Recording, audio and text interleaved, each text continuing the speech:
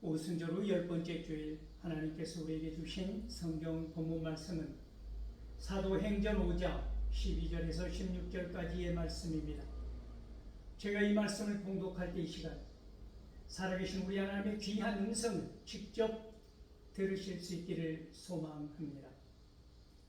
사도들의 손을 통하여 민간의 표적과 기사가 많이 일어나며 믿는 사람이 다 마음을 같이하여 솔로몬 행각에 모이고 그 나머지는 감히 그들과 상종하는 사람이 없으나 백성이 칭송하더라. 믿고 주께로 나오는 자가 더 많으니 남녀의 큰 무리더라. 심지어 병든 사람을 메고 거리에 나가 침대와 요 위에 누이고 베드로가 지나갈 때에 혹 그의 그림자라도 누구에게 덮일까 바라고 예루살렘 부근에 수많은 사람들도 모여 병든 사람과 더러운 귀신에게 괴로움받는 사람을 데리고 와서 다 나음을 얻으니라. 아멘. 이 본문 말씀을 가지고 와서 다 나음을 받으니라, 얻으니라 라는 제목으로 피차 은혜를 나누고자 합니다. 사랑하는 성도 여러분, 우리는 지지난 시간에 이 사도행전 말씀을 통하여서 초대교회의 위기 상황을 목격했습니다.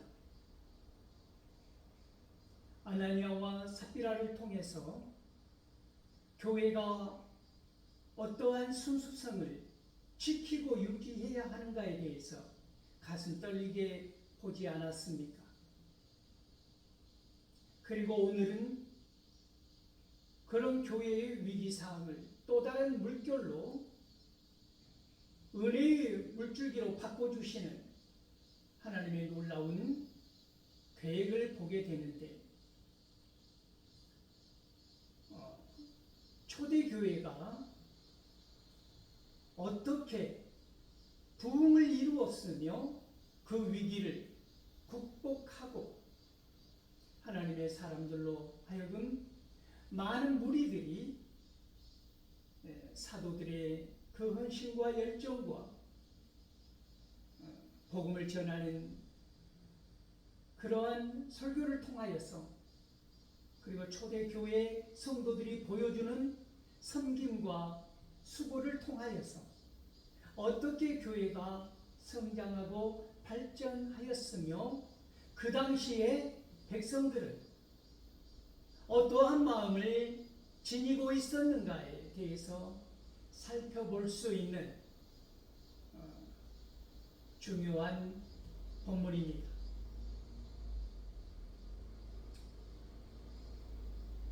그들은 어려웠을 것입니다. 그 마음이. 그럼에도 불구하고 그들의 헌신과 수고를 통하여서 하나님께서는 초대교회가 든든히 서가기를 원하신 것이지요.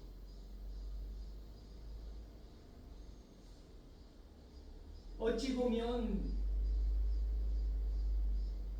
위기를 맞이할 수밖에 없는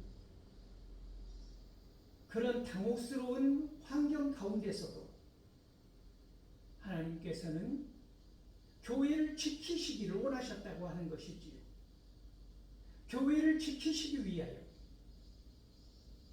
교회의 순수한 목적을 이루시기 위하여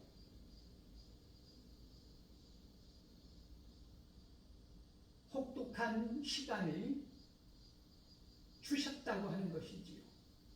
그런 시간을 거쳐서 단단해져 가기를 원하신 까닭은 아니었을까요? 반석 위에 지은 집이 되기 위하여 어떠한 은혜를 베푸셨는가? 오늘 사도들을 통하여서 우리는 그 장면을 볼 수가 있는 것이지요. as a result, 심지어 사도들의 어떠한 모습을 그들은 보았습니까? 접속사 심지어 그러므로라고 해석할 수 있는 이 말을 덧붙이면서 누가는 오늘 다시 교회에 임한 모습을 보여주고 있다고 하는 것이지요. 초대교회의 아름다운 모습이라고 하면 무엇이 있겠습니까? 그들은 서로 모든 물건을 통용하고 필요한 사람에 의해서 그 물건을 또는 물질을 나누었다고 하는 것이지요. 그래서 모두가 가난하지 않았다고 감히 단언하고 있지 않습니까? 그런데 더 놀라운 것은 내가 가지고 있는 물질을 나누고 재물을 나누고 밭을 팔아서 사도들의 발 앞에 놓는 그런 섬김도 초대교회가 부흥성장 발전할 수 있는 토대가 되었다고 한다면 오늘 보여지는 말씀 가운데 우리가 느낄 수 있는 것은 그보다 더 확대된 사랑이 있었다라고 하는 것이지요.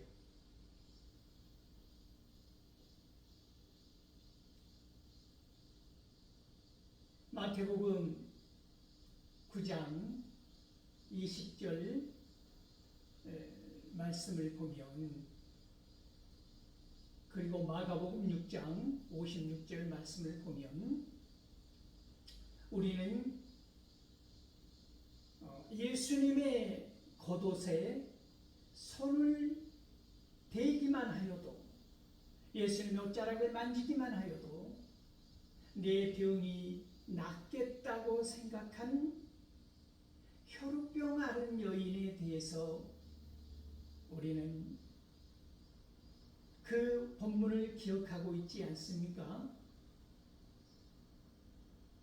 이 세상의 온갖 노력을 그 병을 낫기 위해서 다 기울였지만 모든 재산을 다 허비하고 그 오랜 병으로 말미암아 18년 동안 괴로움을 당하였던 이 여인은 마지막으로 모든 가족들도 다 떠나간 상태에서 병든 몸으로 다 보낸 그 상황에서 마지막으로 부여잡은 생각이 무엇이었습니까? 예수님의 옷자락에 손만 닿아도 내 병이 낫겠다고 하는 간절한 마음을 품었다고 하는 것이지. 그 여인이 예수님의 뒤로 가서 그 옷자락을 만졌을 때 어떠한 일이 일어났습니까? 그렇게 끈질기게 괴롭혔던 그 병이 곧 나았음을 그 순간에 예수님의 옷자락에 손을 닿자마자 그 여인은 알았다고 하는 것입니다. 내 몸이 나았다, 완전히 회복되었다고 하는 이 놀라운 사실을 말입니다.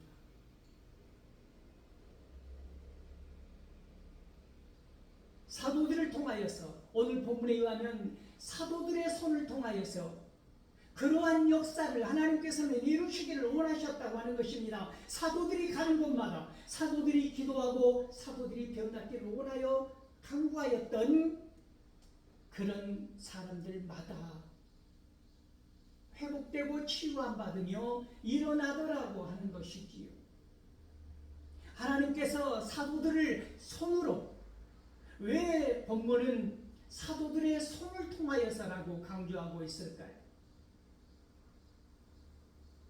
사도들 또한 하나님께서 쓰시는 손처럼 도구가 되어서 하나님의 뜻을 이루었다고 하는 것입니다. 나면서부터 한 번도 걷지 못했던 사람들을 이렇게 세우는 놀라운 역사는 사도들이 한 것이 아니라 사도들을 통하여서 하나님께서 하신 일이었다고 하는 것이지요. 이러한 놀라운 역사를 사도들을 통하여서 이루는 것을 보고, 그리고 그러한 예수 그리스도의 하나님의 힘을 믿는 사람들이, 남녀의 무리들이 많아지면 많아질수록 무슨 일이 있었다고 하는 것입니까? 사도들의 행위로만으로는 이 남녀의 수많은 무리들이, 복음을 듣고 주님께로 돌아오는 사람들이 이렇게 많은 무리를 이룰 수는 없다고 하는 것입니다. 무엇이 따랐다고 하는 것입니까? 오늘 본문에 보면 그들은 놀랍게도 본인들만의 치유와 회복에 집중하는 것이 아니라 병든 사람, 아픈 사람들을 어떻게 했다고 본문은 우리에게 설명하고 있습니까? 그들은 거리에 데리고 와서, 또는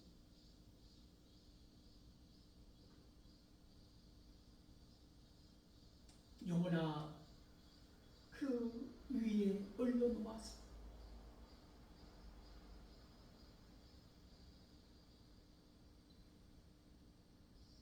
베드로가 지나가는 그 그림자만 닿아도 낫겠다 생각한 것입니다. 그래서 그들은 데리고 오는 것입니다.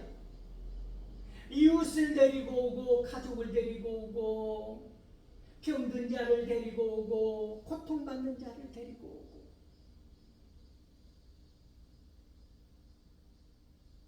사악한 귀신에 들려서 괴로워하는 이웃들을 데리고 왔다 하고 하는 것이지.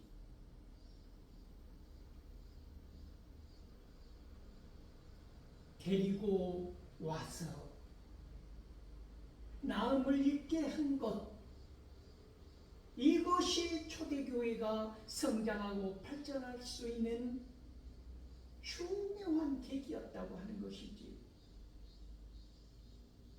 여러분, 오늘 누가는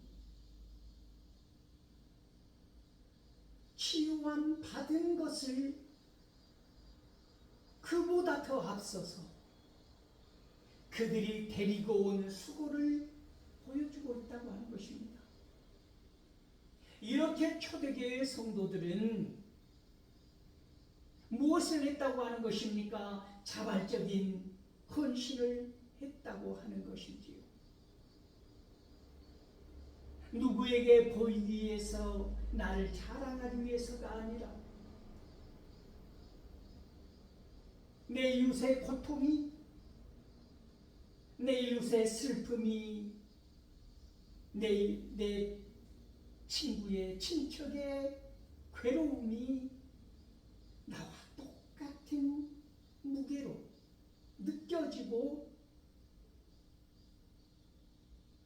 통증을 함께 나누었다고 하는 것입니다.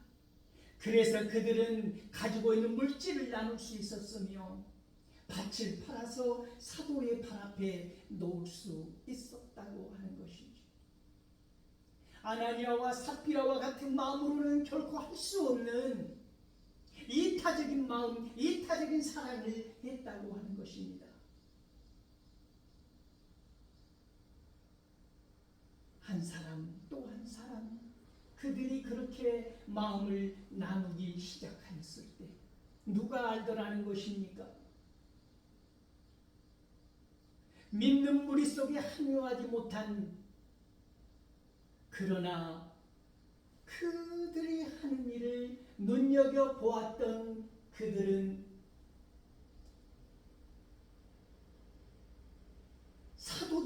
칭찬하고 그들이 온몸으로 보여주는 복음은 믿지 않는다 할지라도 그들이 하는 행위를 통하여서 칭찬하였다라고 오늘 성경 본문은 우리에게 말해주고 있다고 하는 것입니다.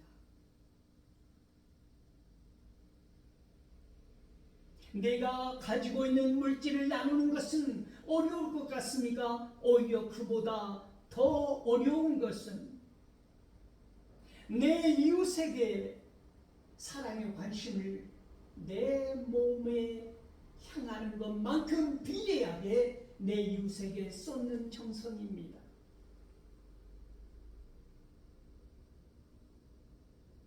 그들은 거리로 데리고 나와 담요 위에 누워서 그 병고침을 받기를 원하였다고 하는 것이지.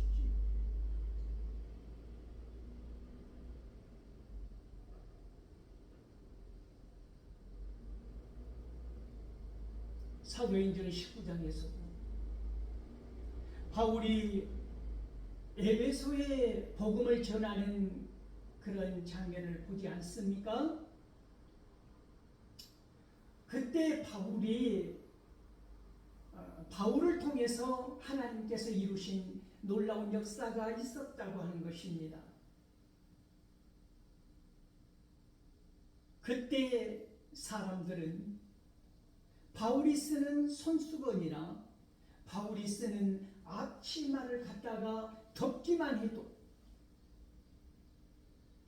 병자가 회복을 얻고 낫고 귀신이 떠나가고 이러한 놀라운 일들이 일어나는 것을 실제로 목격했다고 하는 것이지요.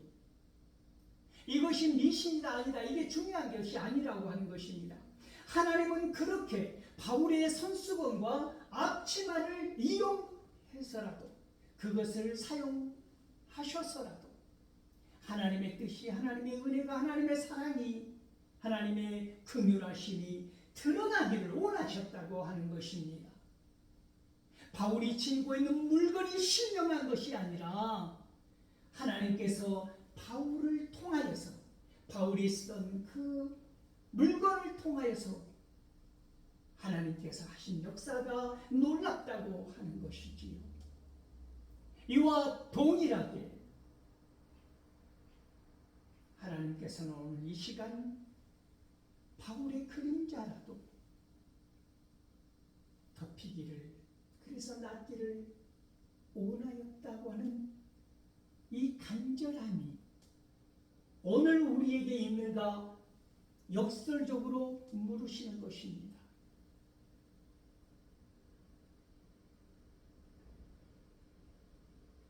주님의 옥짓이 신령한 은혜가 있을 것이다. 능력이 있을 것이다.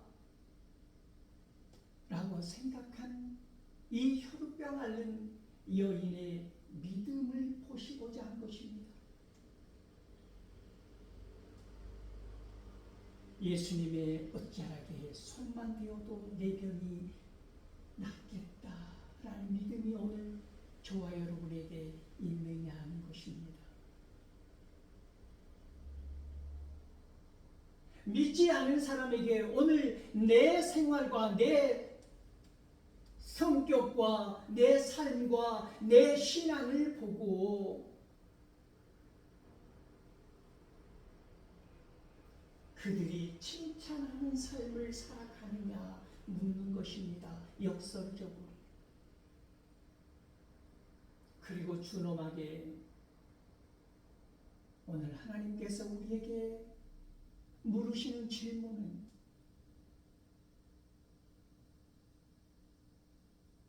너는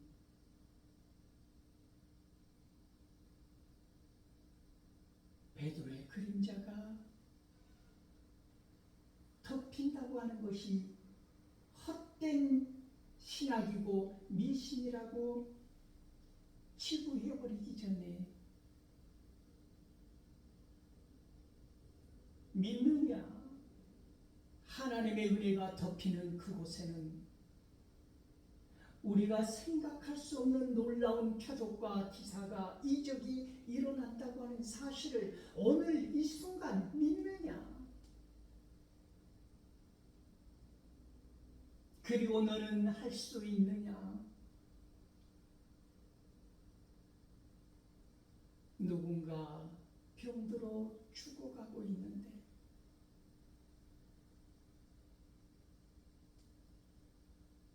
아픔 가운데 있는데 슬픔 가운데 있는데 고통 가운데 있는데 데리고 와서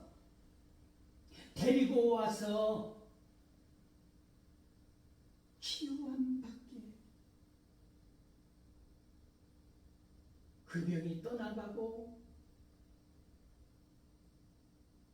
모든 사탄의 억압에서 놓여 나음을 받을 풀어놓아 자유함을 얻을 수 있도록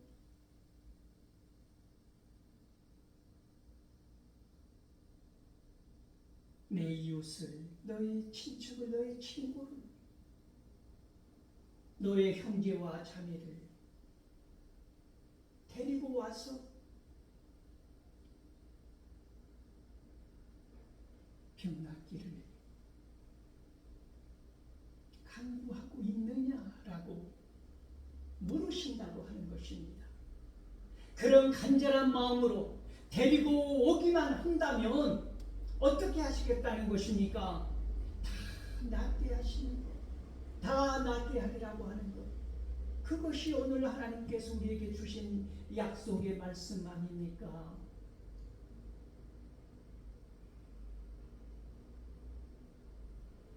초대교회의 위기를 넉넉하게 극복하고 이기고 나아갈 수 있었던 원동력은 사도들의 능력보다도 그들이 마음속에 품고 있는 사랑이었으며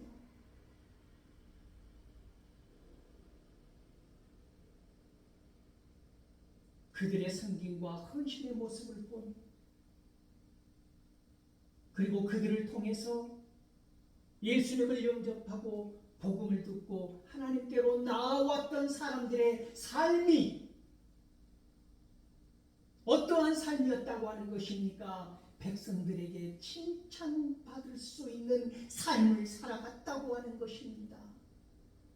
오늘 본문 말씀은 그것을 우리에게 선명하게 펼쳐 보여주고 있다고 하는 사실을 기억할 수 있기를 소망합니다.